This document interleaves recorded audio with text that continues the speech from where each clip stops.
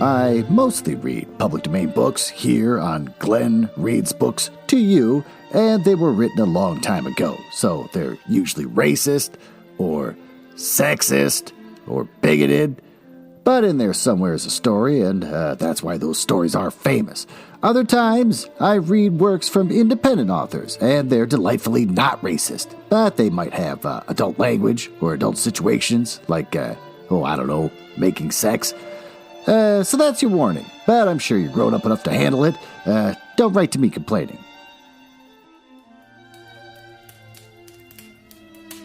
Well, good. I have a night to myself, and I think I'm going to sit here and I'm going to watch Highlander. I heard that they're going to remake... Oh, god damn it. All right, fine. I was going to watch Highlander because I heard that they're going to redo Highlander, or they're just going to do prequels, and I'm really excited because, I don't know, Queen, soundtracks, screaming, just give me the prize. Oh, it was good stuff. Welcome to the Glenn Reads Books to You mansion. It's a fun little bit where I pretend to live in a mansion and not just recording in my basement. This is where I read the hottest public domain books and short stories. This week, we're going to read chapters 9 and 10 of Wind in the Willows by Kenneth Grahame.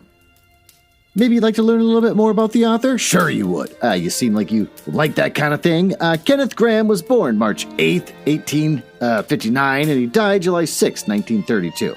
He was a British writer, born in Edinburgh, Scotland, and he's known for the classic children's book, The Wind in the Willows, as well as the less famous The Reluctant Dragon, which I'm sure I'm never going to read because I hate this author. If you've listened to any previous episodes, he was a monster, and so was his wife. That's about it. Let's learn more about the wife in our fun facts section. Elspeth worked her ass off to marry this handsome 40-year-old sexless bachelor. Oh, he had a history of avoiding other women in their attempts to marry him, but she knew she was going to land this idiot. She played the loving, assertive, frustrated, and submissive woman, depending on Kenneth's moods, which were kind of hot and cold, depending on what day it was. Oh, and he was flattered by her constant attention. So, he said at one point he was considering marrying her, but then he fell really ill. Well, she didn't give a shit. By British standards at the time, she was old as hell. She was 35. And this was her last chance, because that's the way life was back then. Oh, she knew how to deal with famous people, and this bank worker wasn't going to be a problem for her. When she was a kid, her famous parents kept hanging out with other famous people. One time, Mark Twain showed up at the parents' house, so young Elspeth entertained him and tried to give him tea, and he said, "I only drink whiskey."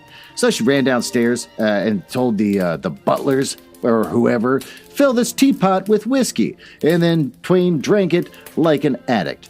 So Kenneth had a life-threatening bout of pneumonia and emphysema, so Elspeth kept showing up with carnations and grapes, and that wasn't really doing anything, so she eventually decided to bring port to make him stronger, because that's what people thought alcohol did back then, was improve you and not ruin your life. So Kenneth had a sister, Helen, who hated Elspeth and kept her visits secret from her brother. So I guess he just never even knew that Elspeth was at the door. She even kept him from writing for quote-unquote health reasons, but that didn't stop him, and eventually they met up when Helen wasn't around. So they're going to get married. That's just, you're having secret rendezvous. Anyways, Helen, like a normal sister, took Kenneth away from Elspeth's clutches and brought him to Cornwall. But she couldn't stop all the writing, even when they started calling themselves Dino and Minky. That's the thing I talked about earlier, where he does a Cockney accent and she talked like a milkmaid. And again, if anyone's listening to this, please send me what a milkmaid talks like. She was just so goddamn desperate. So the more Elspeth tried to smooth on into his life with marriage and visions of marriage and walking alone together like on a beach or something, Kenneth would suddenly talk about the chambermaid's sexy pink and white spotted dress and suggested that he could play, in quotes, at throwing Elspeth over a cliff. I don't get that. It's just, what is that? Like, you want to have a good time? How about if I kill you? But he would reel her back in with just being nice, like any good gaslighter does. And so after weeks of this horse shit, Elspeth got great news in the most embarrassing way possible. Kenneth wrote in his Cockney accent, and I have to read this out loud, "I'm written to your farver today, 'cause I think it was time that you was brought to your bearings. That's apparently him being Cockney. I don't know. He's such a moody dick that when Helen was around and asked, "Are you really going to marry this woman?" all he could say was, "I suppose so, I suppose so." So Helen packs her bags and storms off to London and barely talks to her brother again because everyone on that side of the family are idiots. Elspeth turned up for the wedding fashionably dressed with a poodle and a maid, which was embarrassing for Kenneth. So sweet Kenneth. To him, marriage had always seemed horrible, yet here he was. And after the wedding, Elspeth dressed like a normal person living in the big city of London. But for Kenneth, she lacked the allure of a country chambermaid. Which, if I know my chambermaid lore, they handle actual metal pots full of feces and piss. Or a fairy tale idea of a princess. But burp, Elspeth had to have them. Also, the guy hated sex. It ruined his perfect idea of a childhood that just kind of goes on forever. So he confessed to a friend that he didn't feel the least grown up, and it's likely that he would have died a gentle bachelor like Lear, Carroll, or Hans Christian Andersen. Which, if he would have known about Hans Christian Andersen, I learned a while ago that he was this bizarre man who kept masturbating all the time. He'd meet a woman and be like, "Excuse me, madam." Then he'd go upstairs and jerk off, and he just masturbated all the time. And he kept the reason anyone knows this is because he kept a diary. I met Janet. Janet looked really great. I jerked off and I rank it an 8 out of 10. He would literally rank his masturbation sessions and talk about what caused him to go do it. These are not people you want to aspire to be. Again, for the millionth time. Anyone writing children's books? Monsters. And all that's real. I'm not making that up. It only took days after their marriage for them to start hating each other. And Kenneth retreated to his study, filling it with toys so it looked like a creepy nursery. And she just kind of wrote really bad poetry about how much she hates him. People hoped that they could pull it together to be good parents, but in the last episode where I talked about this, you learn that they didn't, and they destroyed a kid's life. Thank God for the grandfather clock. It tells me to shut up, and why don't, after learning all that, let's just go down to the library and read the rest of this book.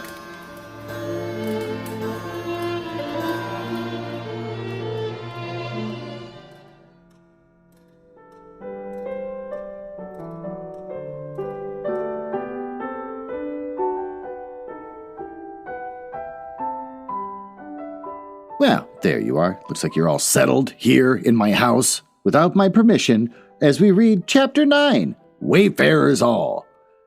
The water rat was restless, and he did not exactly know why. To all appearance, the summer pomp was still at fullest height, and although in the tilled acres green had given way to gold, though rowans were reddening, and the woods were dashed here and there with tawny fierceness, yet light and warmth and color, with a U because it's British, were still present in undiminished measure. Clean of any chilly premonitions by the passing year, but the constant chorus of the orchards and the hedges had shrunk to a casual, even song from a few yet unwearied performance. Burp the robin was beginning to assert himself once more, and there was a feeling in the air of change and departure. Oh, the cuckoo, of course, had long been silent, but many another feathered friend, for months apart of the familiar landscape of the small society, was missing too, and it seemed that the ranks had thinned steadily day by day. Rat, ever observant of all winged movement, saw that it was taking daily a southing tendency, and even as he lay in bed at night, he thought he could make out the passing in the darkness overhead. The beat and the quiver of impatient pinions, obedient to the peremptory call. Nature's Grand Hotel has its season, like the others, and as guests, one by one, pack, pay, and depart, and the seats at the table shrink pitifully at each succeeding meal as suites of rooms are closed, carpets taken up, and waiters sent away. These boarders who are staying on in pension until the next year's full reopening cannot help being somewhat affected by all these flittings and farewells. This eager discussion of plans and routes and fresh quarters. This daily shrinkage of the stream of comradeship. One gets unsettled. I didn't know he was so dependent on birds for friends. One gets unsettled, depressed, and inclined to querulousness. All right, let's look up querulous. I know it's just arguments, but let's look it up. Querulouses. complaining in a petulant or whining manner. All right, well, I already knew that. Why did I look that up? God damn it. Why this craving for change? Why not stay on quietly here, like us, and be jolly? I don't know this hotel out of season. What fun we have amongst ourselves, we fellows who remain and see the whole interesting year out. All very true, no doubt. The others always reply, we quite envy you, and some other year perhaps, but just now we have engagements. And there's the bus at the door. Our time's up, so they depart. And with a smile and a nod, and we miss them, and we feel resentful. The rat was self-sufficing, a sort of animal, rooted to the land, and whoever went, he stayed. Still, he could not help noticing what was in the air, the feeling of some of its influence in his bones. It was difficult to settle down to anything seriously, with all this flitting going on, leaving the waterside where rushes stood thick and tall in a stream that was becoming sluggish and low. He wandered countrywards, crossed a field or two of pasturage, already looking dusty and parched, and thrust into the great sea of wheat, yellow, wavy, and murmurous, full of quiet motion and small whisperings. Here he often loved to wander through the forest of stiff, strong stalks that carried their own golden sky away over his head. A sky that was always dancing, shimmering softly, talking or swaying strongly to the passing wind and recovering itself with a toss and a merry laugh. And here, too, he had many small friends, a society complete in itself, leading full and busy lives, but always with a spare moment to gossip and exchange news with the visitor. Today, however, they were civil enough. The field mice, the harvest mice, seemed preoccupied. Many were digging and tunneling busily. Others gathered together in small groups, examined plans and drawings of small flats, stated to be desirable and compact, and situated conveniently near the stores. Some were hauling out dusty trunks and dress baskets. Others were already elbow-deep packing their belongings, while everywhere piles and bundles of wheat, oats, barley, and beech nuts and lay about ready for transport. "Here's old Ratty," they cried as soon as they saw him. "Come and bear a hand, Rat. Don't stand about idle." "What sort of games are you up to?" said the water rat severely. "You know it isn't time to be thinking of winter quarters yet. It's by a long way." "No, yeah, we know that," explained the field mice rather shamefacedly, "but it's just, we always as well to be in good time, isn't it? We really must," in all caps, "get all the furniture and baggage and stores moved out of this before those horrid machines begin clicking around the field. And then, the best flats get picked up so quickly nowadays, and if you're late, you have to put up with anything. And they want a lot of doing up, too, before they fit to move into. Of course, we're early, and we know that, but we're only just making a start." "Oh, bother start," said the rat. "It's a splendid day. Come for a row, or a stroll along the hedges, or a picnic in the woods, or something." "Well, I think," in all caps, "not today," in all caps, "thank you," replied the field mouse hurriedly. "Perhaps some other day, when we've had more time." The rat, with a snort of contempt, swung round to go, tripped over a hat box, and fell with undignified remarks.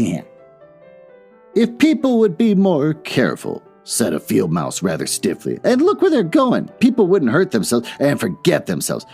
Mind that hold all, Rat. You better sit down somewhere. In an hour or two we may be more free to attend to you." "You won't be free. It's a call as much as a sight of Christmas. I can see that," retorted the rat grumpily as he picked his way up out of the field. He returned somewhat despondently to his river again, his faithful, steady-going old river, which never packed up, flitted, or went into winter quarters. In the osiers? Not looking it up? All right, I should look it up. What the hell's an osiers? Osier. A small Etruscan willow that grows mostly in wet habitats. I don't give a shit. Which fringed the bank, he spied a swallow sitting. Presently it was joined by another, and then by a third, and the birds, fidgeting restlessly on the bough, talked together earnestly and low. "What, already?" said the rat, strolling up to them. "What's the hurry? I call it simply ridiculous. We're not off yet, if that's what you mean, replied the first swallow. We're only making plans and arranging things, talking it over. You know, what route we're taking this year, and where we'll stop, probably Culver's, and so on. Oh, that's half the fun. Fun, said the rat. Now that's just what I don't understand. If you've got to leave at this pleasant place, and your friends who will miss you, and your snug homes that you've just settled into, why, when the hour strikes, I've no doubt you'll go bravely and face all the trouble and discomfort and change and newness and make believe that you're not very unhappy, but want to talk about it or even think about it till you really need. No, you don't understand naturally, said the second swallow. First, we feel a stirring within us, a sweet unrest. Then come back to recollections one by one, like homing pigeons. Oh, they flutter through our dreams at night. They fly with us in our wheelings and our circlings by day. And we hunger to inquire of each other, to compare notes and assure ourselves that it all was really true. And one by one, the scents and the sounds and the names of long-forgotten places come gradually back to beckon us. Couldn't you just stop on this for just 1 year, suggested the water rat wistfully. We'll all do our best to make you feel at home. You've no idea what good times we have here while you're far away. Well, I've tried stopping on 1 year, said the third swallow. I had grown so fond of this place that when the time came, I hung back and let the others go on without me for a few weeks. Oh, it went well enough, but afterwards, Oh, the weary length of the nights, the shivering sunless days, the air so clammy and chill, and not an insect in an acre of it. No, it is no good. My courage broke down, and one cold, stormy night I took wing, flying well inland on account of the strong easterly gales. And it was snowing hard as I beat through the passes of the great mountains, and I had a stiff fight to win through, but shall never I forget the blissful feeling of the hot sun again on my back as I sped down the lakes that lay so blue and placid below me, and the taste of my first fat insect, And the past was like a bad dream. The future was all happy holiday as I moved southward week by week, lazily and eagerly lingering as long as I dared, but always heeding the call. No, I had my warning, and never again did I think of disobedience. Ah, yes, the call of the South, twittered the other two dreamily.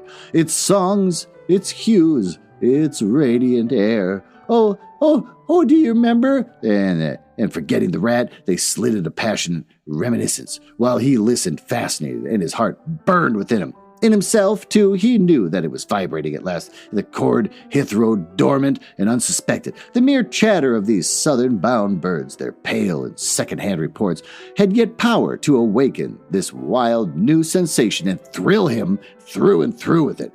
Oh, what would one moment of the real thing work in him, one passionate touch of the real southern sun, one waft of the authentic odor, with closed eyes, he dared to dream a moment in full abandonment, and when he looked again, the river seemed steely and chill, and the green fields gray and lightless. Oh, then his loyal heart seemed to cry out in his weaker self for its treachery. Why do you ever come back at all, then? He demanded of the swallows jealously.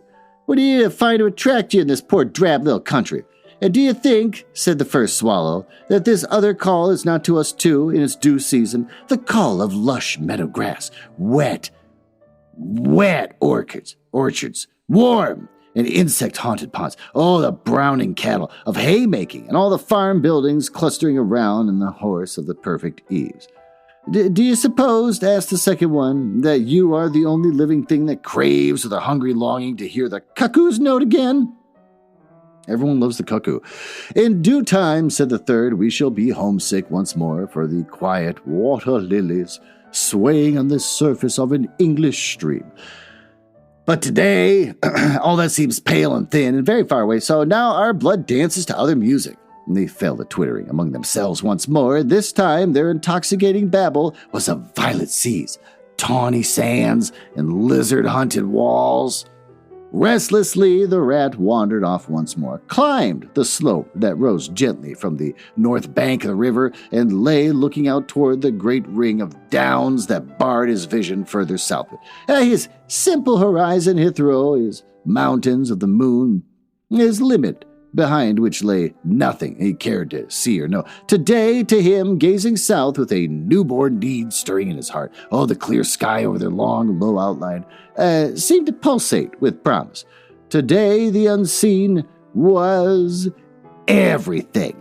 The unknown, the only real fact of life. On this side of the hills was now the real blank, and on the other lay the crowded and colored panorama that his inner eye was seeing so clearly. What seas lay beyond, green, leaping, and crested. What sun-bathed coasts along with the white villas glittered against the olive woods. What quiet harbors thronged with gallant shipping bound for purple islands and wine and spice islands set low in languorous waters. He rose and descended riverwards once more, then changed his mind and sought the side of the dusty lane. There, laying half buried in the thick, cool, under-hedge tangle that bordered it, he could muse on the metalled road and all the wondrous world that it led to, and all the wayfarers, too, that may have trodden it, and the fortunes and adventures that they had gone to seek or found on seeking out there beyond. Beyond. Footsteps fell on his ear, and the figure of one that walked somewhat wearily came into view, and he saw that it was a rat, and a very dusty one. The wayfarer, as he reached him, saluted with a gesture of courtesy that had something foreign about it, hesitated for a moment, and then with a pleasant smile, turned from the track and sat down by his side in the cool herbage. He seemed tired, and the rat let him rest unquestioned, understanding something of what was in his thoughts, knowing, too, the value all animals attach at times to mere silent companionship, when the weary muscles slacken and the mind marks time. The wayfarer was lean and keen-featured, and somewhat bowed at the shoulders. His paws were thin and long, and his eyes much wrinkled at the corners, and he wore small gold earrings in his neatly set, well-shaped ears. His knitted jersey was of faded blue, his breeches patched and stained, and he was based on a blue foundation. His small belongings that he carried were tied up in a blue cotton handkerchief. When he had rested a while, the stranger sighed, snuffed the air, and looked about him. That was clover, that warm whiff on the breeze, he remarked. And those are cows we hear cropping in the grass behind us and blowing softly between mouthfuls. Here is a sound of distant reapers, and yonder rises a blue line of cottage smoke against the woodland. The river runs somewhere close by, for I hear the call of moorhen, and I see by your build that you're a freshwater mariner, and everything seems asleep, yet going on all the time. It's a goodly life that you lead, friend, no doubt the best in the world, if only you are strong enough to lead it. Yes, it's the, in all caps, life. The only life to live, responded the water rat dreamily, without the usual wholehearted conviction. I did not say exactly that, replied the stranger cautiously, but no doubt it's the best. I've tried it, and I know. And because I've tried it, 6 months of it, and know it's the best, here I am, footsore and hungry, tramping away from it, trampling southward, following the old call, back to the old life, the life, which is mine, which will not let me go. Is this, then, yet another of them, mused the rat, and where you have just come from, he asked, and he hardly dared to ask where he was bound for, and he seemed to know the answer only too well. Nice little farm, replied the wayfarer briefly. Up along in that direction, he nodded, northwards. Never mind about it. I had everything I could want, everything I had any right to expect in life, and more, and here I am. Glad to be here all the same, though glad to be here. So many miles further on the road, so many hours nearer to my heart's desire. His shining eyes held fast the horizon, and he seemed to be listening for some sound that was wanting from that inland acreage, vocal as it was for the cheerful music of pasturage to farmland. Hey, you're not one of us, said the water rat. Nor yet a farmer, nor even, I should judge, of this country. Right, replied the stranger. I'm a seafaring rat, I am, and the port I originally hailed from is Constantinople, though I'm sort of a foreigner there, too, in a manner of speaking. You have heard of Constantinople, friend? A fair city, an ancient and glorious one, and you may have heard, too, of Sigurd king of Norway, and how he sailed thither with 60 ships, and how he and his men rode up the streets, all canopied in their honor, with purple and gold, and how the emperor and empress came down and banqueted with him on board a ship. When Sigurd returned home, many of his Northmen remained behind and entered the emperor's bodyguard with, and my ancestor, a Norwegian-born, stayed behind too with the ships that Sigurd gave to the emperor. Seafarers, we have ever been, and no wonder. As for me, the city of my birth is no more my home than any pleasant port between there and the London River. I know them all. Oh, and they know me. Yeah. Set me down at any of their quays or foreshores, and I'm home again. I suppose you go great voyages, said the water rat with growing interest. Months and months out of sight of land, and provisions running short, and allowances as to water, with your mind communing with the mighty ocean, and all that sort of thing. Oh, by no means, said the sea rat frankly. Such a life as you describe would not suit me at all. Oh, I'm in the coasting trade, and rarely out of sight of land. It's jolly times at the shore that appeal to me, as much as any seafaring. Oh, those southern seaports, eh? Oh, the smell of them, the riding lights at night, the glamour. Well, perhaps you've chosen the better way, said the water rat, but rather doubtfully. Tell me something of your coasting, then, if you have a mind to, and what sort of a harvest an animal of spirit might hope to bring home from it on warm his latter days with gallant burp memories by the fireside. For my life, I confess to you, feels to me today somewhat narrow and circumscribed. Oh, my last voyage, began the sea rat, that landed me eventually in this country, bound with high hopes for my inland farm, will serve as a good example of any of them. And indeed, as an epitome of my highly colored life. Family troubles, as usual, began it. The domestic storm cone was hoisted, and I shipped myself on board a small trading vessel bound for Constantinople. And by classic seas, whose every wave throbs with a deathless memory, to the Grecian islands and the Levant. And those were golden days and balmy nights. And in the harbor of all that time, old friends everywhere, sleeping in some cool temple or ruined cistern during the heat of the day, feasting and song after sundown. And under great stars set in a velvet sky, thence we turned and coasted up the Adriatic. Oh, its shores swimming in an atmosphere of amber, rose, and aquamarine. We lay in wide, landlocked harbors, and we roamed through ancient and noble cities until, at last one morning, the sun rose royally behind us, and we rode into Venice down a path of gold. Oh, Venice is a fine city, wherein a rat can wander at ease and take his pleasure.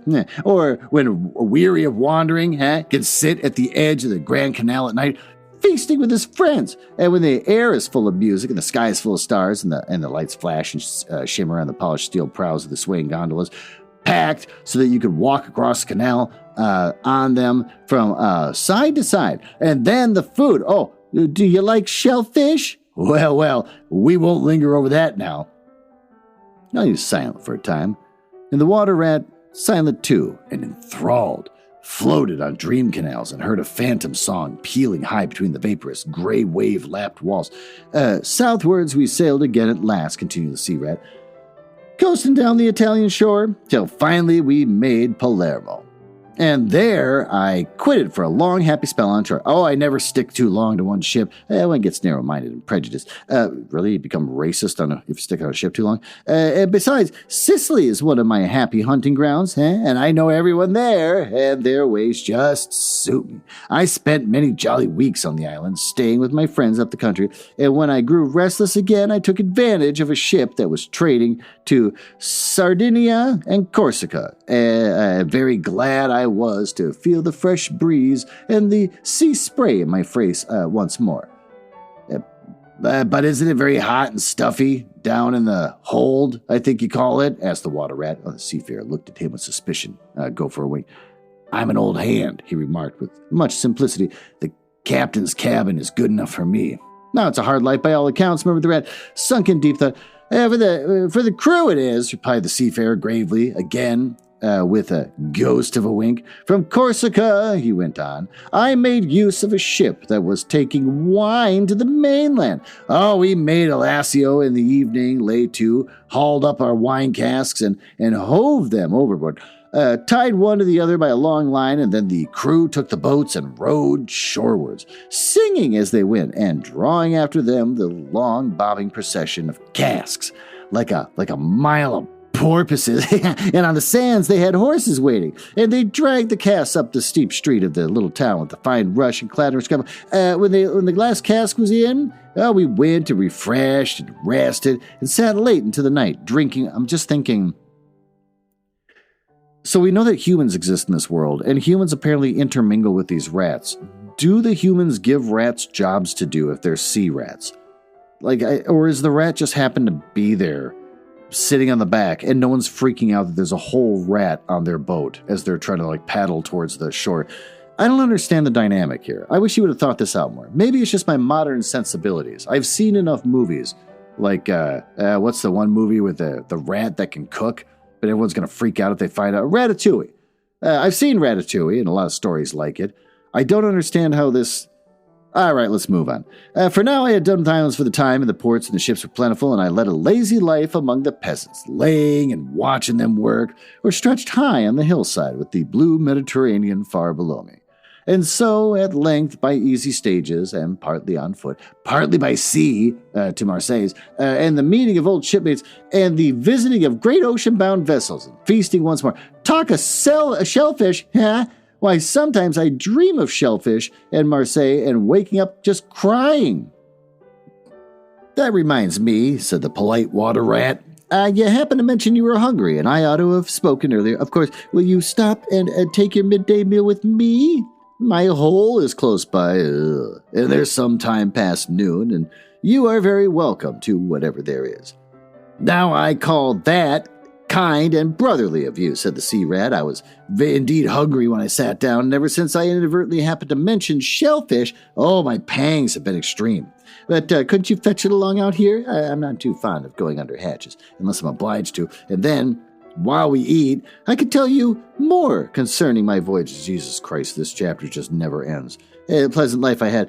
At least, it's very pleasant to me. By your attention, I judge it commends itself to you, whereas if we go indoors, it's 100 to 1 that I shall presently fall asleep." "That is indeed an excellent suggestion," said the water rat, and he hurried off home.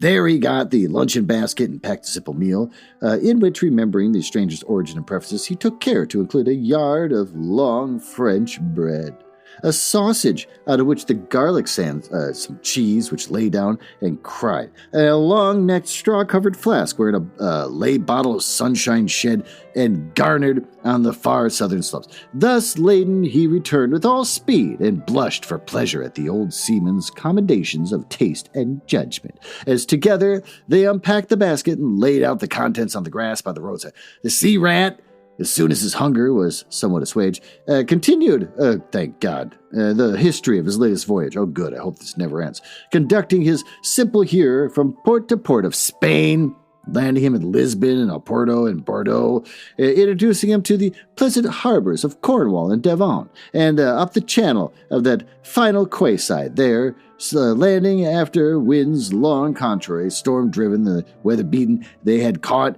the first magical hints and heraldings of another spring, and fired by these, had sped on a long tramp inland, hungry for the experiment of life on some quiet farmstead, very far from the weary beating of any sea. Spellbound and quivering with excitement, the water rat followed the adventurer league by league, over stormy bays, through crowded roadsteads, across harbors, bars on a racing tide, and up winding rivers that hid their busy little towns round a sudden turn, and left him with a regretful sigh planted at his dull inland farm, which he desired to hear nothing. By this time their meal was over, and the seafarer, refreshed and strengthened, his voice more vibrant, his eye lit with a brightness that seemed caught from some faraway sea beacon, filled his glass with the red and glowing vintage of the south, and, leaning toward the water rat, compelled his gaze and held him, body and soul, while he talked. Those eyes were of the changing foam, streaked gray-green of leaping northern seas. In the glass shone of hot ruby that seemed the very heart of the South, beating for him who had courage to respond to its pulsation. The twin lights, the shifting gray, the steadfast red, mastered the water rat and held him bound, fascinated, and powerless. The quiet world outside, rays receded far away and ceased to be. And the talk, the wonderful talk flowed on, and it was speech entirely, or did it pass times into song? Chanty of sailors weighing the dripping anchor, sonorous hum of the shrouds, and a tearing of the northeaster, the ballad of the fisherman hauling its nets at sundown against an apricot sky. Chords of guitar and mandolin from gondola or keke.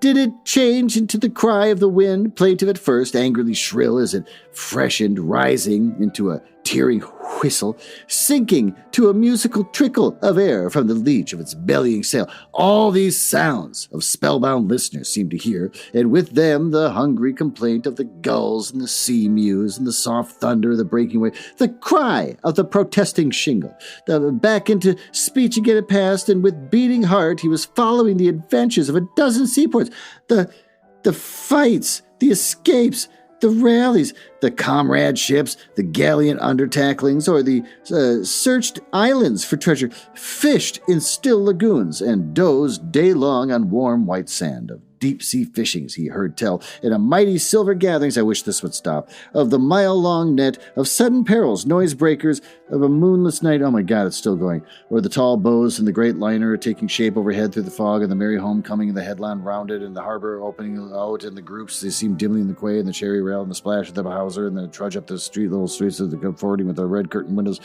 Lastly, in his waking dream, it seemed to him that the adventurer had risen to his feet. But he was still speaking, still holding him fast with his sea-gray eyes. And now, he was softly saying, I take to the road again, holding on southwards for many long and dusty day, till at last I reach the little gray sea town I know so well, that clings along the steep side of the harbor. There, through the dark doorways, you look down flights of stone steps overhung by great pink tufts of valerian, I'll say it, and the ending of a patch of sparkling blue water. The little boats that lie, God, he's still doing it, lie tethered to the rings of the stenches of the old seawall, the gated penny that I clambered out in my own childhood, the salmon leap of the flood tide, the schools of mackerel flash of the quay sides of foreshores, and the windows of the great vessels glide up day and night in their moorings of the open sea, and here, sooner or later, the ships all seafaring natives will climb. They're the destined honor, and this ship of my choice will go out to its anchor, and I should take my time, and I should tarry and bide till at last the right one lies waiting for me, warped out in midstream, loaded low, her bowsprit pointing to the harbor, and I shall slip on board, or aboard the boat hawser, and then one morning I shall wake up to the song, and tramp to the sailors, and cling to the captain, and rattle to the anchor chain, coming merrily in, and we shall break out of the jib and the foresail, and the white houses of the harbor side will glow pass slowly past us as she gathers steering away, and the voyage will be begun in the forges toward the headland, and she will clothe herself with the canvas. And then, once outside, this sounding slap of the green seas and the sheet heels of the wind in the pointing south. And you will come too, young brother, for the days pass and never return, and the south still waits for you. Take the adventure, heed the call, and now ere the irrevocable moment passes. 'Tis but a banging of the door behind you, a blithesome step forward, and you are out of the old life and into the new. And someday long hence, jog home here, if you will, when the cup has been drained and the play has been played. Sit down by your quiet river with a store of goodly memories for company, and you can easily overtake me on the road if you're young, and I am aging, and go softly. I will linger and look back, and at last I will surely see you coming, eager and light-hearted, with all of the South in your face.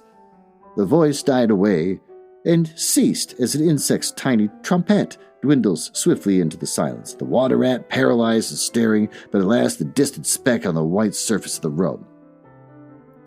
Mechanically, he rose and proceeded to repack the luncheon basket.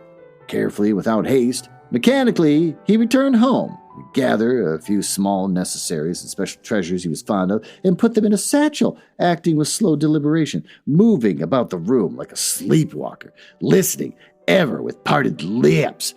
He swung the satchel over his shoulder, carefully selected a stout stick, for his wayfaring, and with no haste, but with no hesitation all, He stepped across the threshold just as the mole appeared at his door. Why, where are you off to, Ratty? Asked the mole in a great surprise, grasping at him by the arm. Going south with the rest of them, murmured the rat in a dreamy monotone, never looking at him. Seawards first, and then on shipboard. And so to the shores that are calling me. He pressed resolutely forward, still without haste, but with dogged fixity of purpose. But the mole, now thoroughly alarmed, placed himself in front of him and looked into his eyes and saw that they were glazed and set, turned as streaked and shifting gray. Not his friend's eyes, but the eyes of some, other animal grappling with him strongly. Verp, as he dragged from inside, threw him down and held him. The rat struggled desperately for a few moments, and then his strength seemed suddenly to leave him, and he lay still and exhausted, with closed eyes, trembling. Presently, the mole assisted him to rise and placed him in his chair, where he sat collapsed and shrunken into himself, his body shaken by a violent shivering, passing in time to a hysterical fit of dry sobbing. Mole made the door fast and threw the satchel into the drawer and locked it, and sat down quietly on the table by his friend, waiting for this strange seizure to pass.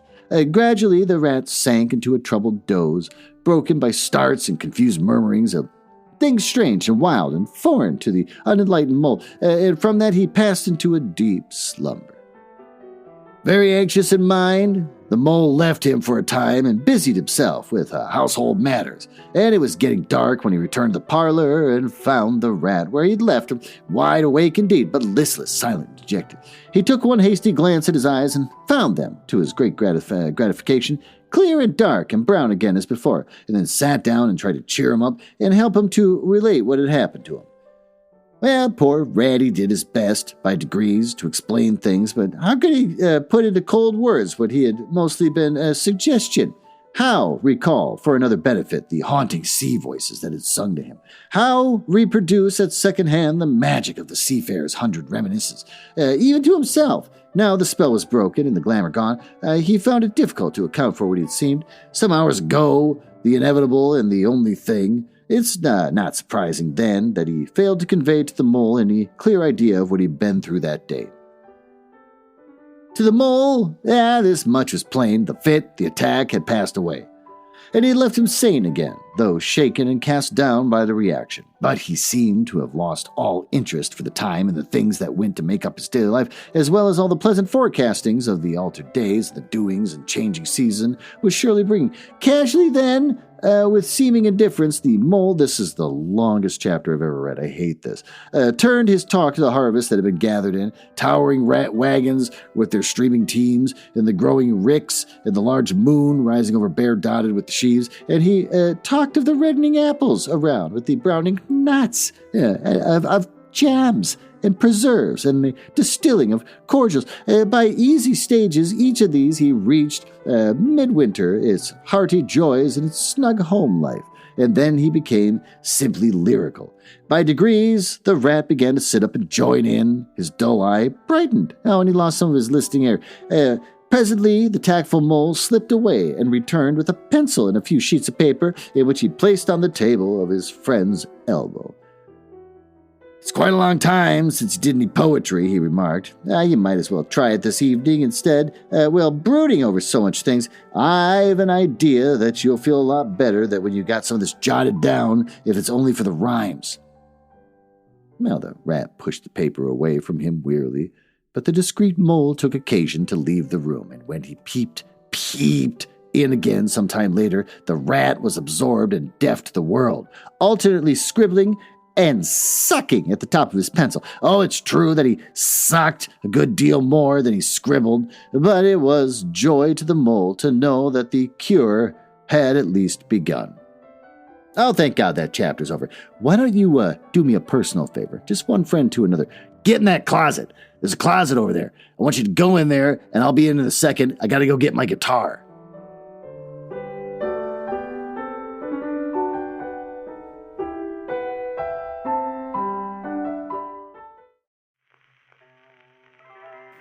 Oh, there you are. You beat me.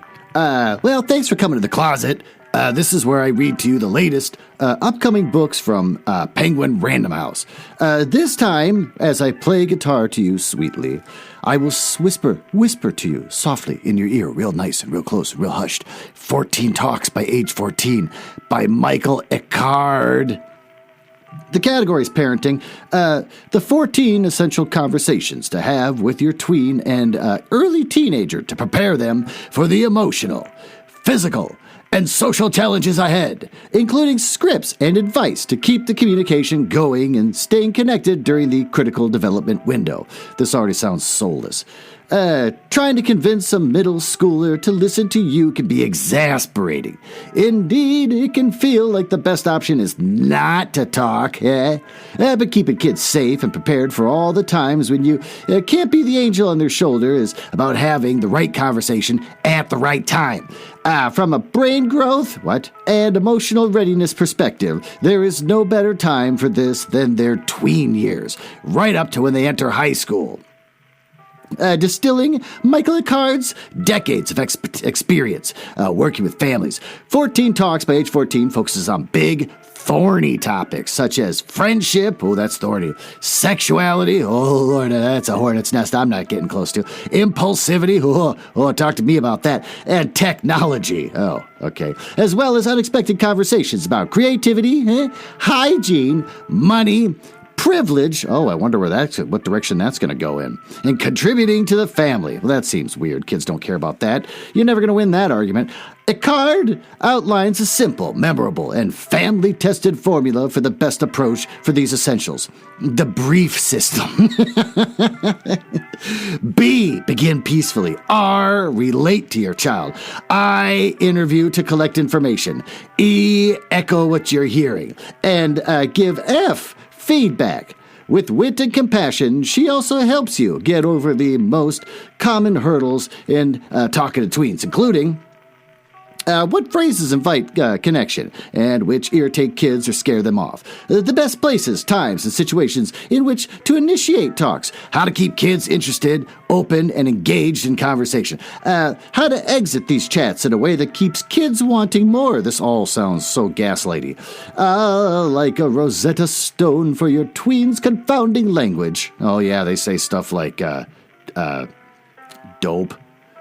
14 Talks by Age 14 is an essential communication guide to helping your child through the emotional, physical, and social challenges ahead, and ultimately toward teenage success. Well, if you really want to dehumanize your child, go get 14 Talks by Age 14 by, I thought it was Michael. I was wrong. It's Michelle Eckhard. That's paperback for $17.99, September 5th, 2023. You can get it from Amazon, Barnes & Noble, Books A Million, Bookshop.org, Hudson Booksellers, Powell's, Target, and you know that Michelle Eckhard's made it when she gets to be published and sold at Walmart. Well, that was, I think, good closet-worthy conversation, and I'm going to stop playing this guitar now. So why don't we go back to the library and read the next chapter of this book.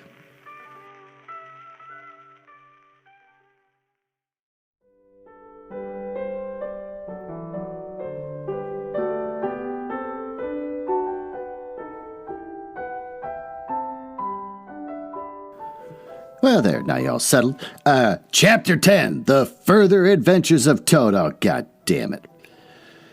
The front door of the hollow tree faced eastwards. So Toad was called at an early hour, partly by the bright sunlight streaming in on him, partly by the exceeding coldness of his toes, burp, which made him dream that he was at home in bed in his own handsome room with Tudor window, and on a cold winter's night. And his bedclothes had got up, grumbling and protesting that they couldn't stand the cold any longer, and had run downstairs to the kitchen fire to warm themselves. And he had followed on bare feet along miles and miles of icy stone-paved passages, arguing and beseeching them to be reasonable.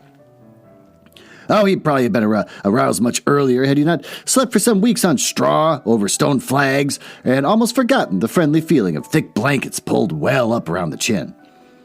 Sitting up, he rubbed his eyes first and his complaining toes next and wondered for a moment where he was, looking around for a familiar stone wall and a little barred window, then, with a leap of his heart, remembering everything. Oh, Oh, his escape, his flight, his pursuit, remembered. First and best thing of all, that he was free. Next paragraph. Free! The word and the thought alone were worth 50 blankets, and his warm from end to end as he thought of the jolly world outside, waiting eagerly for him to make his triumphal entrance, ready to serve him, and to play up to him, anxious to help him and keep him company, as it always had been in days of old, before misfortune fell upon him. He shook himself and combed the dry leaves out of his hair with his fingers. With his frog fingers, and his toilet complete. No one ever calls things like that toilet anymore. Like if you brush your teeth, I have to go make toilet. Marched forth into the comfortable morning sun, but cold and confident, hungry but hopeful, all nervous terrors of yesterday dispelled by rest and sleep and frank and heartening sunshine. He had the world all to himself that early summer morning. The dewy woodland, as he threaded it, was solitary and still. The green fields that had succeeded the trees were owned as what he liked with the road itself, and when he reached it, in that loneliness that was everywhere, seemed like a stray dog to be looking anxiously for company. Toad, however, was looking for something that could talk and tell him clearly which way he ought to go.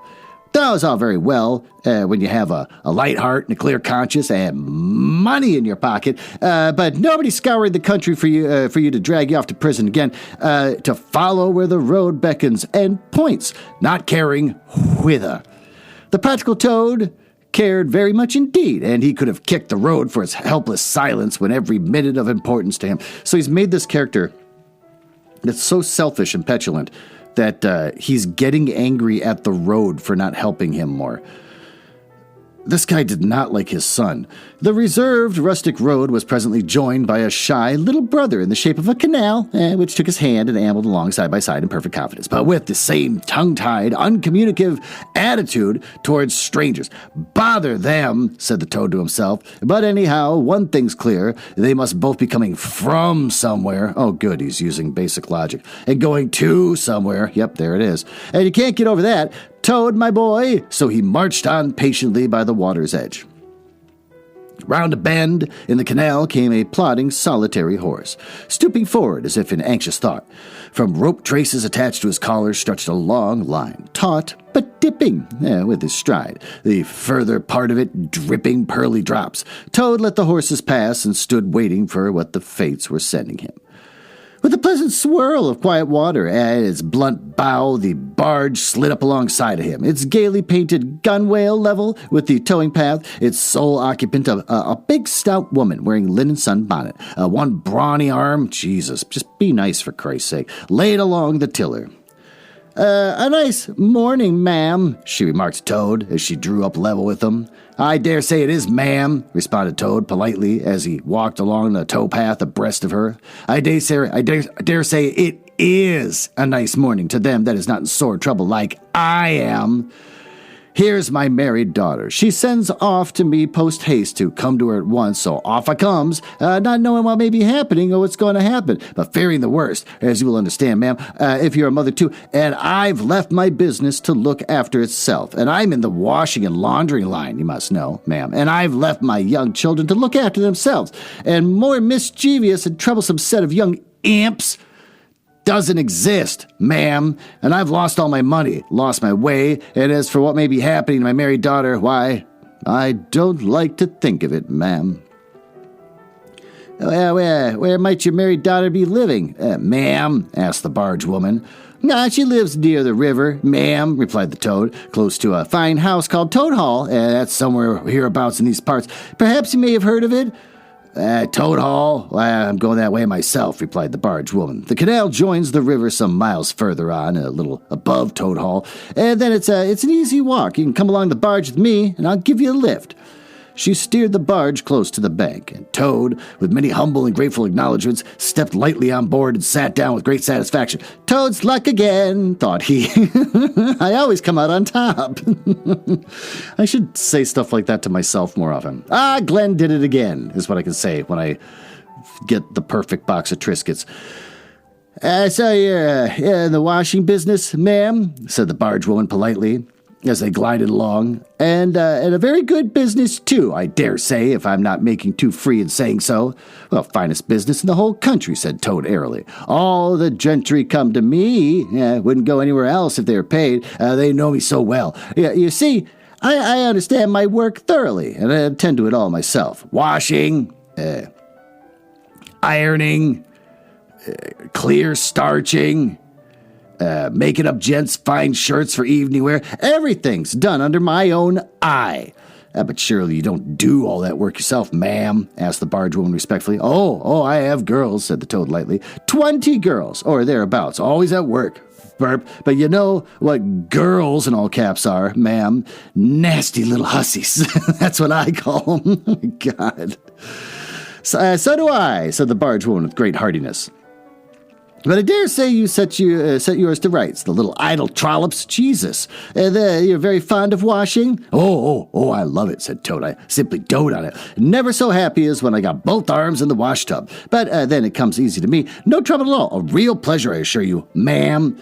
Oh, and a bit of luck meeting you, observed the barge woman thoughtfully. A regular piece of good fortune for the both of us. Why, what do you mean? Asked Toad nervously. Well, look at me now, replied the barge woman. I like washing too, just the same as you do. And for that matter, whether I like it or not, I've got my own to do, naturally, moving about as I do. Now, my husband, he's such a fellow for shirking his work and leaving the barge to me that never a moment do I get for seeing my own affairs. By rights, he ought to be here now, either steering or attending to the horse, though luckily the horse has sense enough to attend to itself, instead of which he's gone off with the dog to see if they can't pick up a rabbit for dinner somewhere. We have friends that are rabbits. There's people within this world that are rabbits. So this, I think a human woman is talking to Toad, who apparently is 5 foot tall, wearing a woman's outfit, about how they're going to go kill another animal member for food. And Toad's not terrified, and should be, even though he's 5 feet tall. Says he'll catch up with me at the next luck. Well, that may as well be, but I don't trust him. Once he gets off of that dog, who's worse than he is? But in the meantime, how am I going to get on with my washing? Oh, never mind about the washing, said Toad, not liking the subject.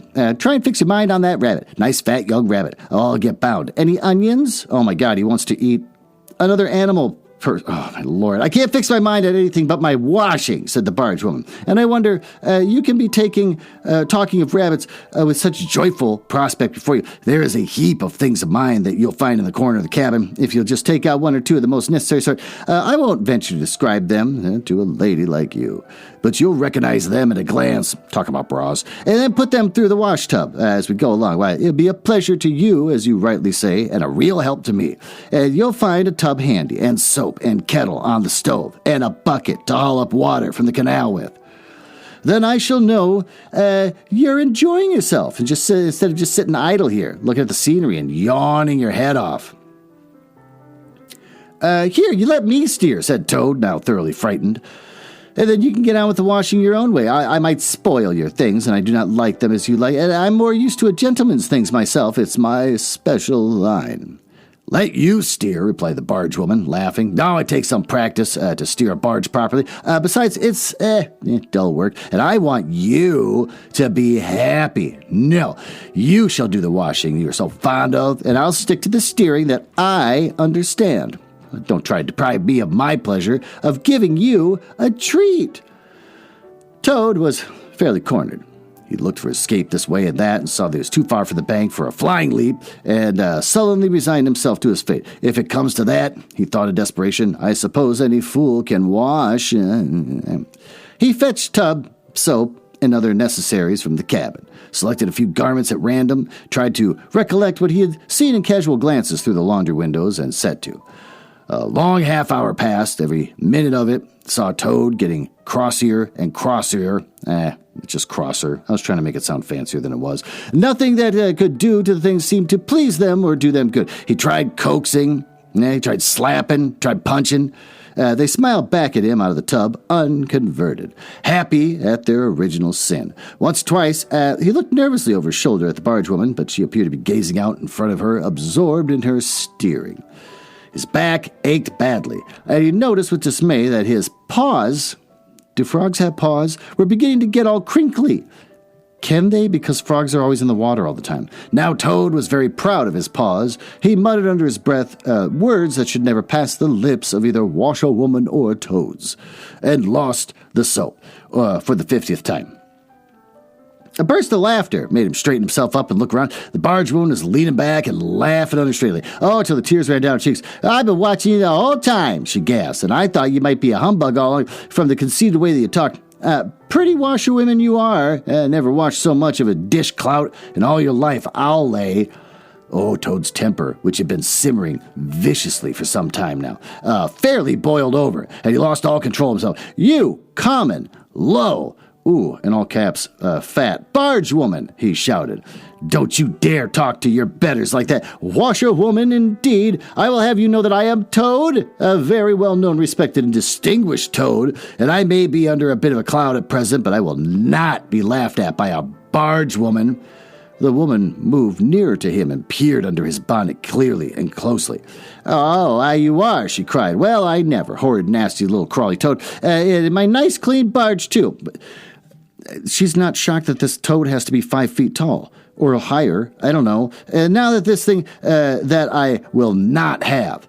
She relinquished the tiller for a moment. One big mottled arm shot out and caught Toad by the foreleg, while the other gripped him fast by the hind leg. And then the world turned suddenly upside down, and the barge seemed to flit lightly across the sky.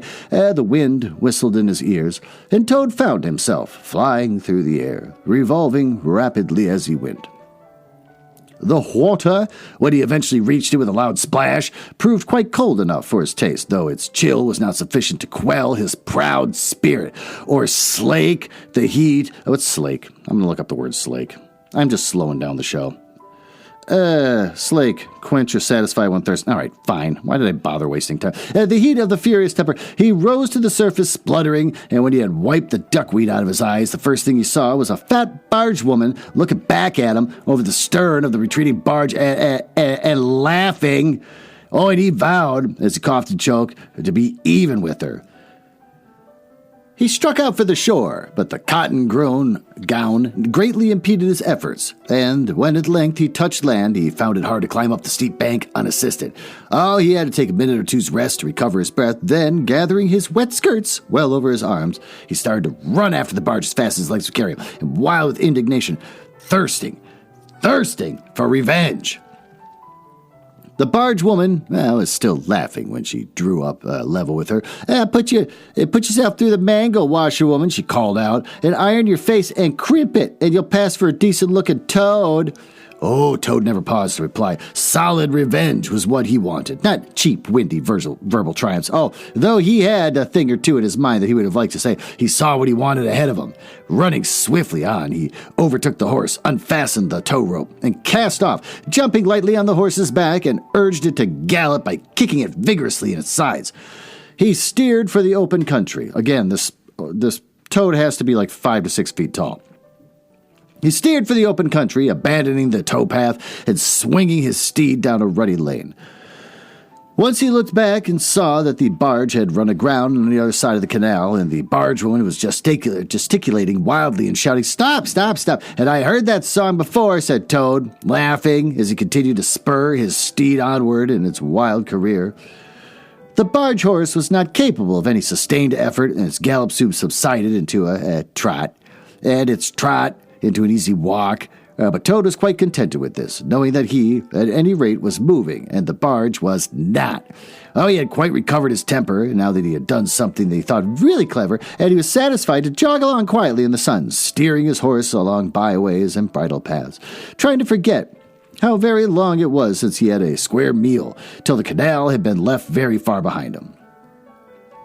He had traveled some miles, his horse and he was feeling drowsy in the hot sunshine when the horse stopped, lowered his head, and began to nibble the grass. And Toad, waking up, just saved himself from falling off in an effort, and he looked about him and found that he was on a wide common, dotted with patches of gorse and bramble, as far as he could see. Near him stood a dingy, that's not a term I want to use. We're going to say, Roma caravan, and beside it a man was sitting on it. I got tricked last time, very early on in the book. I'm not falling for that again. And beside it was a man sitting in a bucket turned upside down, very busy smoking and staring into the wide world. A fire of sticks was burning nearby, and over the fire hung an iron pot. And out of that pot came forth bubblings and gurglings, and a vague suggestive steaminess. Also smells, warm, rich, and varied smells that twined and twisted and wreathed themselves, at least into one complete, voluptuous, perfect smell that seemed like the very soul of nature taking form and appearing to her children. A true goddess, a mother of solace and comfort. Jesus Christ, the way this guy writes. He's a good writer, it's just too much sometimes. Toad now knew well that he had not been really hungry before, but what he had felt earlier in the day had been a mere trifling qualm. Oh, yeah, this is the real thing at last, and no mistake, it had to be dealt with, and speedily too, or there would be trouble for somebody or something. He looked the Roma over carefully, wondering vaguely whether it would be easier to fight him or cajole him. So there he sat, and sniffed, and looked at the Roma, and the Roma sat and smoked and looked at him. Presently, the Roma almost fell for it, took his pipe out of his mouth and remarked in a careless way, "Want to sell that there horse of yours?" Toad was completely taken aback. He didn't know what Romas were. He was very fond of horse dealing, so he never missed an opportunity, and he had not reflected that caravans were always on the move. It took a deal of drawing. It had not occurred to him to turn the horse into cash. But the Roma's suggestions seemed to smooth the way toward the two other things he wanted so badly: ready money and solid breakfast. What? He said. Sell this beautiful horse of mine? Oh, no, that's out of the question. Who's going to take the washing home to my customers every week? Besides, I'm too fond of him. He simply dotes on me. Try and love a donkey, suggested the Roma. I hope I'm saying it. Roma? Is it Roma? It's Roma. Well, this will be an embarrassing episode from getting that wrong. Some people do. Well, you don't seem to see, continued Toad, that this fine horse of mine is cut above you altogether. Oh, he's a blood horse. He is partly, but not the part you see. Of course, another part. And he has been a prize hackney, too, in his time. Oh, that was the time before you knew him. But you could still tell it on him at a glance. If you understand anything about horses, oh, no, it's not to be thought of for the moment. All the same, how much might you be disposed to offer me for this beautiful young horse of mine? The Roma looked the horse over, and then he looked Toad over with equal care, and looked at the horse again. "Shilling a leg," he said briefly, and turned away. Can you do that like with a car? $100 a wheel. Continuing to smoke and trying to stare the wide world out of countenance. A shilling a leg, cried Toad. If you please, I must take a little time to work that out and see what it comes to. Can't count. Climbed down off his horse and left it to graze and sat down by the Roma and did sums on his fingers. And at last he said, "A shilling a leg. Why, that comes to exactly 4 shillings and no more." "Oh, no, I could not think of accepting 4 shillings to this beautiful young horse of mine." "Well," said the Roma, I'll tell you what I will do. I'll make it 5 shillings, and that's 3 6 more than the animal's worth. And that's my last word. But the Toad sat and pondered long and deeply, for he was hungry and quite penniless, and still some way he knew not how far from home, and enemies might still be looking for him. To one in such a situation, 5 shillings may very well appear a large sum of money. On the other hand, it did not seem very much to get for a horse. But then again, the horse didn't cost him anything, so whatever he got was all clear profit. And at last he said firmly, "Look here, Roma, I will tell you what I'll do, and this is my last word. You shall hand me over 6 shillings and 6 pence, cash down, and further, and in addition thereto, you shall give me as much breakfast as I could possibly eat. At one sitting, of course, out of that iron pot of yours that keeps sending forth such delicious and exciting smells. In return, I will make over to you my spirited young horse, with all the beautiful harness and trappings that you're on him, freely thrown in. If that's not good enough for you, say so, and I'll be getting on. I know a man near here who's wanted this horse of mine for years." Well, the Roma grumbled frightfully and declared, If he did a few more deals out of that sort, he'd be ruined. But in the end, he lugged a dirty canvas bag out of the depths of his trouser pocket and counted out 6 shillings 6 pence into Toad's paw. It's not a paw. Then he disappeared into the caravan for an instant, returned with a large iron plate and a knife and fork and spoon.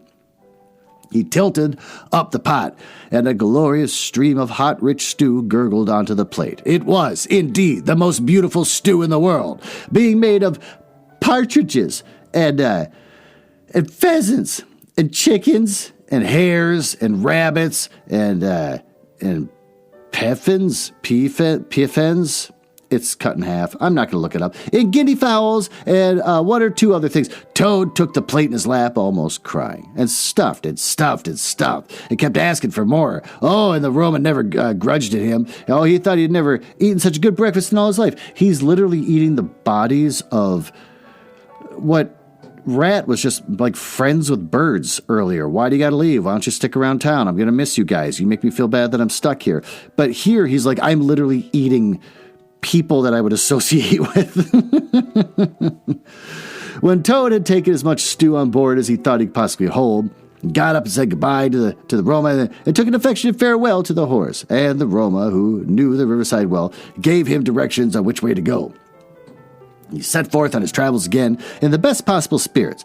He was indeed a very different Toad from the animal an hour ago. The sun was shining brightly, his wet clothes were quite dry again, and he had money in his pocket once more. Oh, and he was nearing home and friends and safety. Most and best of all, he had a substantial meal, hot and nourishing, and felt big, and strong, and careless and self-confident. As he tramped along gaily, he thought of his adventures and escapes, and how when things seemed at their worst, he always managed to find a way out, and his pride and conceit began to swell within him. Ho, ho, he said to himself as he marched along with his chin in the air. Ah, what a clever Toad I am. There is surely no animal equal to me for cleverness in the whole world. My enemies shut me up in prison. This is sounding like Donald Trump. Encircled by sentries, watched night and day by warders. I walked out through them all by sheer ability coupled with courage. They pursue me with engines, and policemen and revolvers, and I snap my fingers at them and vanish laughing into space. I am, unfortunately, thrown into a canal by a woman fat of body, and very evil-minded. Oh, my God. But what of it? I swim ashore, I seize her horse, and I ride off in triumph, and I sell the horse for a whole pocketful of money and an excellent breakfast of eating people that he probably knew. Ho, ho, I am the Toad, the handsome, the popular, the successful Toad. He got up, he got so puffed up with conceit that he made up a song. Oh, God. As he walked and praised himself and sang it at the top of his voice, though there was no one to hear him but him, it was perhaps the most conceited song that any animal composed. Ba-bum-ba-ba, the world has held great heroes, as history books have shown, but never an aim to go down to fame compare with that of Toad. The clever man of Oxford know all that there is to be knowed. But they none of them know half as much as intelligent Mr. Toad. The animals sat in the ark and cried with their tears in torrents flowed. Oh, who was it, they said? There's land ahead, encouraging Mr. Toad. The army all saluted as they marched along the road. Was it the king or the Kitchener? Oh, it was Mr. Toad. Oh, the queen and her ladies in waiting sat at the window and sewed. As she cried, look, who is that handsome man? They answered, Mr. Toad. There, I sang for you people. Are you happy now? There was a great deal more of the same sort, but too dreadfully conceited to be written down. But there were some of the milder verses. He sang as he walked, he sang, and he got more inflated every minute. But his pride was shortly to have a severe fall. After some miles of country lanes had reached the high road, and he turned to it and glanced along its white length, he saw, approaching him, a speck that turned into a dot, and then into a blob, and then into something very familiar, and a double note of warning, only too well known, fell on his delighted ear. "Oh, this is something like," said the excited Toad. "This is real life again. This is once more the great world from which I have missed so long. Oh, I will hail them, my brothers of the wheel, and pitch them a yarn of the sort that has been successful hitherto, and they will give me a lift, of course, and then I will walk, talk to them some more, and perhaps, with luck, it may even end in my driving up to Toad Hall in a motor car. Oh, that'll be one in the eye for Badger. Again, going to Toad Hall is just a bad idea. You're just going to get arrested." It's the first place the cops are going. He stepped confidently out into the road to hail the motor car, which came along at an easy pace, slowing down as it neared the lane, and then suddenly he became very pale. His heart turned to water. His knees shook. It yielded under him. Oh, and he doubled up. He collapsed with a sickening pain in his interior, and, well, he might. The unhappy animal for the approaching car was the very one he had stolen out of the yard at the Red Lion Hotel that fatal day when all his troubles began. Oh, and the people in it were the same people who had sat and watched at luncheon in the coffee room. Oh, he sank down in the shabby, miserable heap on the road, murmuring to himself in despair, "Oh, it's all up. Oh, yeah, it's all over now. Chains and policemen again. Prison again. Dry bread and water again. Oh, what a fool I've been. And what did I want to go strutting about the country for? Singing conceited songs and hailing people in the broad day of the high road instead of hiding till nightfall and slipping home quietly by back ways. Oh, hapless Toad. Oh, ill-fated animal." The terrible motor car drew slowly nearer and nearer, till at last he heard it stop just short of him. Two gentlemen got out and walked round the trembling heap of crumpled misery lying in the road. One of them said, oh dear, this is very sad. Here is this poor old thing, a washerwoman, apparently, yes, who has fainted in the road. Perhaps she is overcome by the heat, poor creature, or possibly she has not had any food today. Let us lift her into the car and take her to the nearest village, where doubtless she has friends." They tenderly lifted Toad into the motor car and propped him up with soft cushions and proceeded on their way. When Toad heard them talk in so kind and sympathetic a way, he knew that he was not recognized. Oh, his courage began to revive, and he cautiously opened first one eye and then the other. Look, said one gentleman. She's better already. The fresh air is doing her good. How do you feel now, ma'am? Thank you kindly, sir, said the Toad in a feeble voice. I'm feeling a great deal better. Oh, that's right, said the gentleman. Now, keep quite still, and above all, don't try to talk. No, I won't, said Toad. I was only thinking, if I might sit on the front seat there, beside the driver, where I could get the fresh air full in my face, I should soon be all right again. Oh, what a very sensible woman, said the gentleman. Of course you shall. So they carefully helped the Toad into the front seat beside the driver, and on they went again. Oh, Toad was almost himself again by now. He sat up, looked about him, and tried to beat down the tremors, the yearnings, the old cravings that rose up and beset him and took possession of him entirely. It is fate, he said to himself. Why strive? Why struggle? And he turned to the driver and said, Please, sir, he said, I wish you would kindly let me try to drive your car for a little. Oh, I've been watching you carefully, and it looks so easy and so interesting, and I should like to be able to tell my friends that I once had driven a motor car. Well, the driver laughed at the proposal so heartily that the gentleman inquired what the matter was. When he heard, he said to Toad's delight, Bravo, ma'am, I like your spirit. Let us have a try and look after her. She won't do any harm. Toad eagerly scrambled into the seat vacated by the driver, took the steering wheel in his hands, and listened with affected humility to the instructions given to him, and set the car into motion. It can't be that easy because it was a stick shift. I'm sure it was a stick shift back then. I'm sure these cars had stick shifts, and it takes people forever to learn how to do stick shifts. So you just don't have someone go, can I try? And you're like, okay, this won't be like 20, 30, 40 minutes of you just constantly stopping and starting because you can't figure out how to get into first gear. Whatever, but slowly and carefully at first, for he was determined to be prudent. The gentlemen behind clapped their hands and applauded, and Toad was heard them saying, Oh, how well she does it. Fancy a washerwoman driving a car as well as that. The first time. Now, Toad went a little faster, then faster still, and faster. Oh, he heard the gentleman call out warningly, be careful, washerwoman, and this annoyed him, and he began to lose his head. The driver tried to interfere, but he pinned him down with his seat with his one elbow. Yeah, because he's a huge frog. This is like a 6-foot-tall frog. put on full speed. The rush of air in his face, the hum of the engines, the light jump of the car beneath him intoxicated his weak brain. Washerwoman indeed, he shouted recklessly. Ho ho, I am the Toad, the motor car snatcher, the prison breaker, the Toad who always escapes. Sit still and you shall know what driving really is, for you are in the hands of the famous, the skillful, the entirely fearless Toad. With a cry of horror, the whole party rose. What is this, like a eldritch horror all of a sudden or something? With a cry of horror, the whole party rose and flung themselves on it. Seize him, they cried. Seize the Toad, the wicked animal who stole our motor car. Bind him, chain him, drag him to the nearest police station. Down with the desperate and dangerous Toad. Alas, they should have thought. They ought to have been more prudent. They should have remembered to stop the motor car somehow before playing any pranks of that sort. With half a turn of the wheel, Toad sent the car crashing through the low hedge that ran along the roadside. One mighty bound, a violent shock, and the wheels of the car were churning up thick mud of a horse pond. Toad found himself flying through the air. With a strong upward rush and delicate curve of the swell. He liked the motion, but he was just beginning to wonder whether it would go on until he developed wings or turned into a toad bird. A toad bird, yeah. And then he landed on his back with a thump in the soft, rich grass of the meadow. Sitting up, he could just see the motor car in the pond, nearly submerged. The gentleman and the driver, encumbered by their long coats, were floundering helplessly in the water. Oh, good. Someone's going to drown, thanks to this asshole.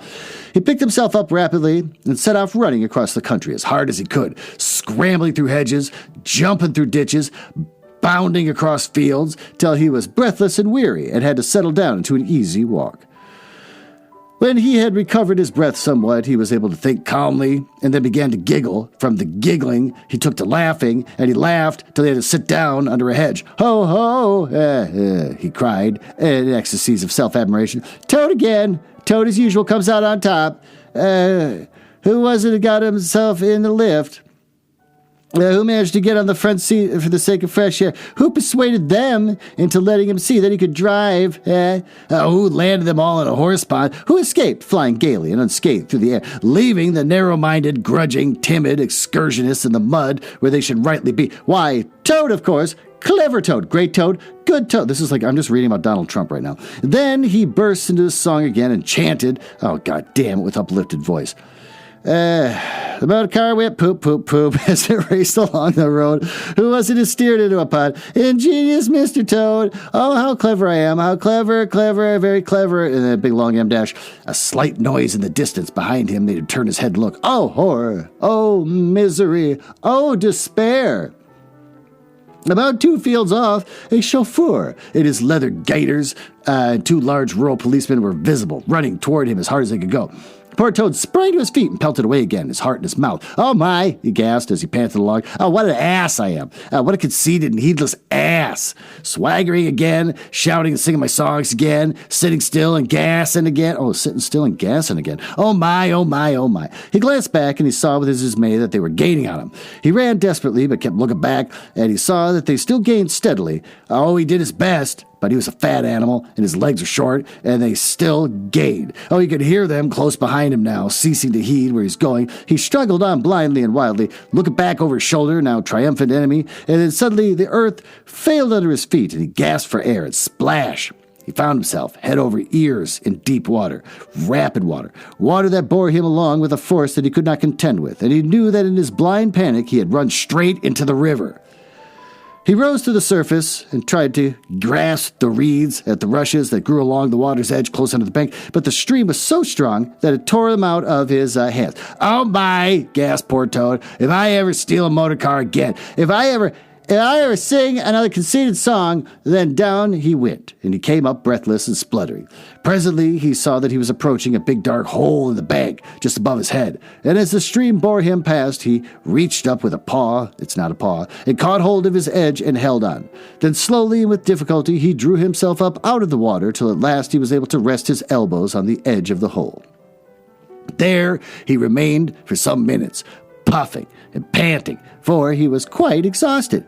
As he sighed and blew and stared before him into the dark hole, some bright small thing shone and twinkled in its depths, moving toward him, and as it approached, a face grew up gradually around it, and it was a familiar face, brown and small, with whiskers.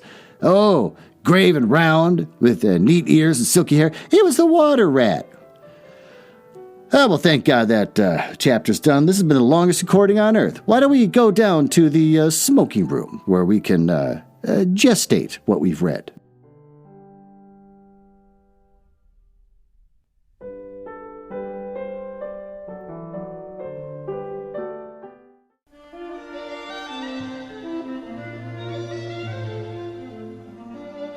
Ah, well, there you are. Uninvited in my smoking room, like the rest of my house. Here, with the birds that my wife put in the smoking room because she thought it'd make it nicer in here. Why don't we talk about what we learned in these last two chapters? In chapter 9, well, the river rat feels like a loser. Fall is coming, and all the other animals around him are preparing for the long winter.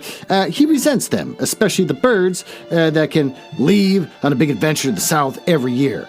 He becomes bitter and nostalgic, hearing the birds talk endlessly about leaving for warmer weather, and makes him feel inadequate, and makes his world feel really small and pathetic.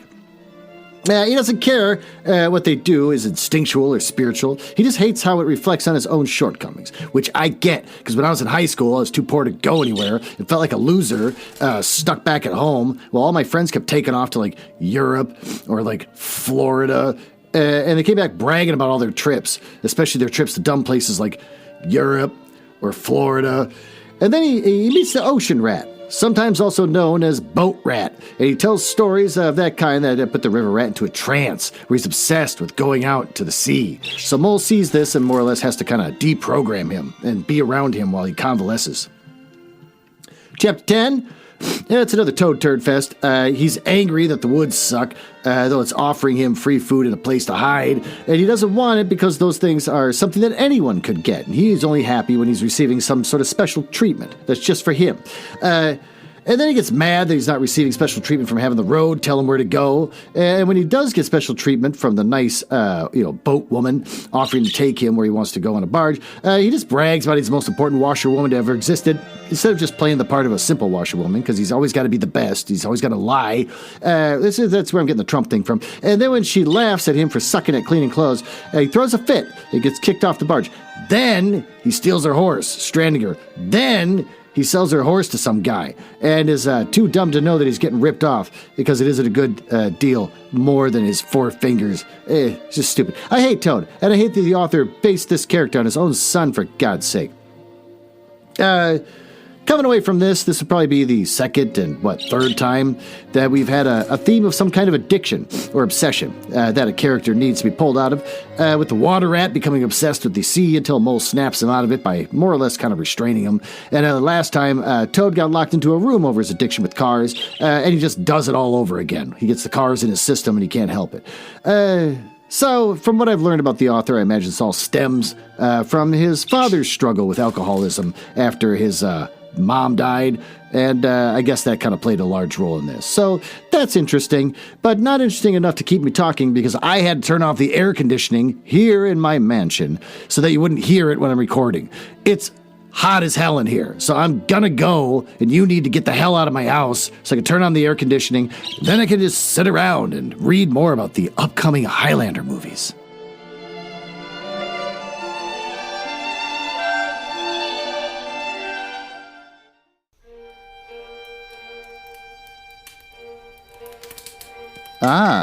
Well, it appears you found me in the part of the podcast I hate the most, where I tell you all about the places on the internet where you can find me. You can tell I hate this because of the sound effects making it sound like a stormy night in the drawing room of the damned. Now, there's that. Are you cool? I like cool people. It's the reason why I got involved in this business to begin with, just to meet cool people. Not losers. So if you're cool, feel free to go over to my website, nuzzlehouse.com. which just points you to my link tree. Everything's on the link tree. Just go to the link tree if you want to see where I am. And of course, Linktree has the dumbest URL in the world. linktr.ee/Nuzzlehouse. It's the dumbest thing. If you go to nuzzlehouse.com, it's just going to reroute you over there after giving you some weird error about it not being secure. I hate it. I hate the internet. But if you go there, you get to hear some of the other stuff that I and my wife work on, like the Radio Mystery Theater show, where we try to recreate the same show that used to be on in the 70s, but they don't make any episodes anymore. So we make our own, and we just steal all their commercials. And also, Just Day and the Curious Mind, we made a Christmas album. If you go to our link tree, you can see that we made a Christmas album. It's the first thing we did after getting married, which I think everyone should do when they get married, is start talking about the Christmas album they're going to make.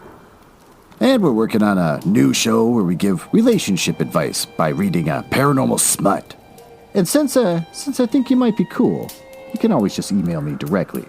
glenn.nuzzles@gmail.com. But don't email if you're a nerdling or a dork. Now, back to business.